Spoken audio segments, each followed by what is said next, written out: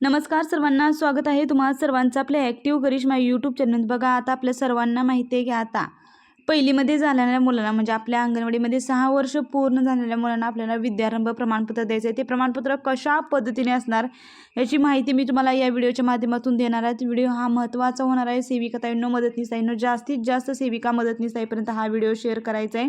आणि असेच अंगणवाडीचे नवनवीन अपडेट्स आणि माहिती पाहण्यासाठी तुम्ही आजच आपल्या ॲक्टिव्ह करिश्मा यूट्यूब चॅनलला सबस्क्राईब करून घ्या. तर बघा ताईंनो, या पद्धतीने प्रमाणपत्र बनवून घ्यायचं. तुम्ही तुमच्यासमोर प्रमाणपत्र दिसत आहे.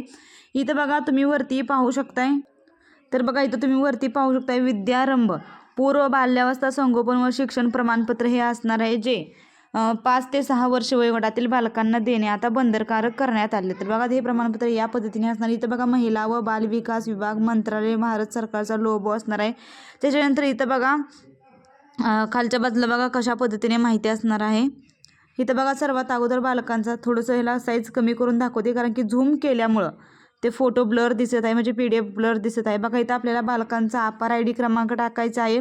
इथं बालकांचा आपल्याला प्रमाणपत्र क्रमांक टाकायचा, जो प्रमाणपत्र क्रमांक आपण जो बनवलेला आहे, जे मी तुम्हाला मागच्या व्हिडिओमध्ये देखील सांगितलं आहे की प्रमाणपत्र कशा पद्धतीने बनवायचं, तो प्रमाणपत्र क्रमांक टाकायचा आहे. त्याच्यानंतर बघा, इथं बालकांचे पूर्ण नाव, इथं बालकांचं जे काही नाव असेल आधार कार्डप्रमाणे, आपल्या पोषण ट्रॅकरप्रमाणे ते पूर्ण नाव टाकून घ्यायचं.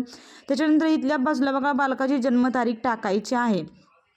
इथं जे आहे तिथं आपल्याला जन्मतारीख ही पूर्णपणे टाकून घ्यायची आहे.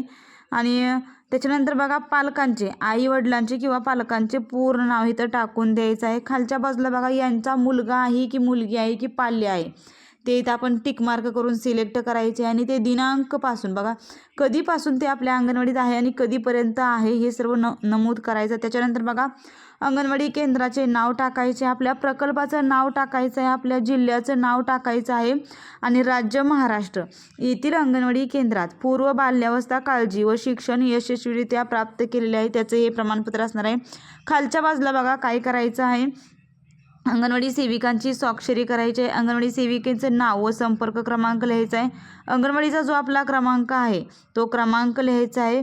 मुख्य सेविकेचं नाव लिहायचं, म्हणजे सुपरवायझर मॅडमचं नाव असणार आणि सुपरवायझर मॅडमची सही असणार. या पद्धतीने ते प्रमाणपत्र बनवून घ्यायचं आहे. आणि इथल्या बाजूला बघा, प्रमाणपत्र देण्याची तारीख, दिनांक, महिना, वर्ष या पद्धतीने नमूद करून द्यायचं आहे. आता मी तुम्हाला एक भरलेलं प्रमाणपत्र, एका ताईचं भरलेलं प्रमाणपत्र मी तुम्हाला या व्हिडिओच्या माध्यमातून दाखवत आहे. ते कशा पद्धतीने आहे हे आपण जाणून घेऊया. तर बघा, तुमच्यासमोर एक भरलेलं प्रमाणपत्र आपल्या समोर आले. तुम्ही तर वर पाहू शकता, आपल्या ICDSचा लोगो आहे, एकात्मिक बालविकास सेवा योजना महाराष्ट्र राज्याचा लोगो आहे. त्याच्यानंतर इथं बघा, महिला व बालविकास मंत्रालय भारत सरकारचा लोगो आहे. विद्यारंभ प्रमाणपत्र आहे, पूर्व बाल्यावस्था संगोपन व शिक्षण प्रमाणपत्र हे असणार आहे. प्रमाणपत्र असं लिहिलेलं असणार आहे. इथं बघा, बालकांचा अपार ID क्रमांक, काही आपला क्रमांक इतरांना दाखवायचा नसतो, ही आपली सोशल मीडिया आहे, त्यामुळे मी इथं ब्लर केलेला आहे.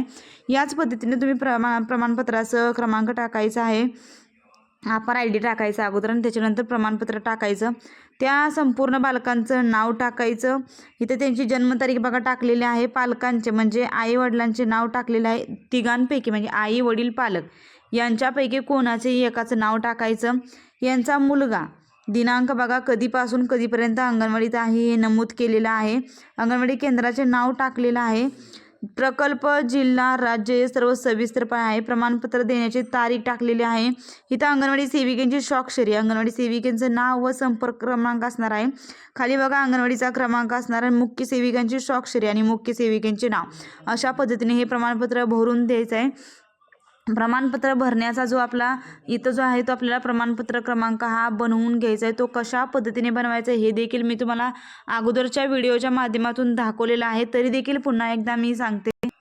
तर बघा, प्रमाणपत्राचा क्रमांक हा 10 अंकी असणार आहे. याच्यामध्ये सुरुवातीचे जे 4 अंक आहे ते आपल्या अंगणवाडीचा कोड टाकायचा, जसे की 27 526 04 03 जो काय आपला नंबर असेल त्याच्यातील पहिले 4 अंक टाकायचे आहे. त्याच्यानंतर पुढचे 4 अंक हे अपार IDचे शेवटचे 4 अंक टाकायचे. अपार IDचा जो काही त्यांचा क्रमांक आहे त्याचे 4 अंक टाकायचे आहे. आणि त्याच्या पुढचे जे 2 अंक असणार आहे ते आता कोणत्या वर्षामध्ये त्यांना प्रमाणपत्र देण्यात आलं त्या वर्षाचे, म्हणजे आता 2026 मध्ये जर देण्यात आलं तर फक्त 26 तिथे लिहायचं. या पद्धतीने हे प्रमाणपत्र बनवून घ्यायचं. अत्यंत महत्त्वाचा हा व्हिडिओ आणि ही माहिती आहे. जास्तीत जास्त सेविका ताईंना, मदतनीस ताईंना शेअर करा. आणि असेच अंगणवाडीचे अपडेट पाहण्यासाठी चॅनलला सबस्क्राईब करा. फक्त प्रमाणपत्र देऊन ताईंनो थांबायचं नाही, तर आपण आपल्या अंगणवाडीमध्ये प्रमाणपत्राची नोंद देखील ठेवायची आहे. ती कशा पद्धतीने ठेवायची बघा, इथं सर्व सविस्तरपणे माहिती दाखवण्यात आलेली आहे. तर त्याला एक नवीन वही करा किंवा एखादा तुमच्यावर रजिस्टर असेल तर रजिस्टर देखील करू शकता. त्याच्यामध्ये या पद्धतीने अनुक्रमणिका टाकायची. बालकाचे नाव, विद्यारंभ प्रमाणपत्र क्रमांक, अंगणवाडी केंद्रात प्रवेश घेतल्याची तारीख व त्यावेळेसचे वय, अंगणवाडी 11 अंकी क्रमांक, प्रकल्प, जिल्हा, राज्याचे नाव आणि अंगणवाडी सेविकेंचे नाव, हे सर्व सविस्तरपणे आपण आपल्या रजिस्टरमध्ये देखील नोंद करून ठेवायची आहे. आणि जी बालकांना आपण प्रमाणपत्र देत आहोत त्या बालकांची नावे लिहून हे ठेवायचं आहे. अत्यंत महत्त्वाचा हा व्हिडिओ आणि माहिती आहे. जास्तीत जास्त शेअर करा आणि असेच अंगणवाडीचे नवनवीन अपडेट्स आणि माहिती पाहण्यासाठी चॅनलला सबस्क्राईब करा. व्हिडिओ आवडला असेल तर एक लाईक नक्कीच करा. धन्यवाद.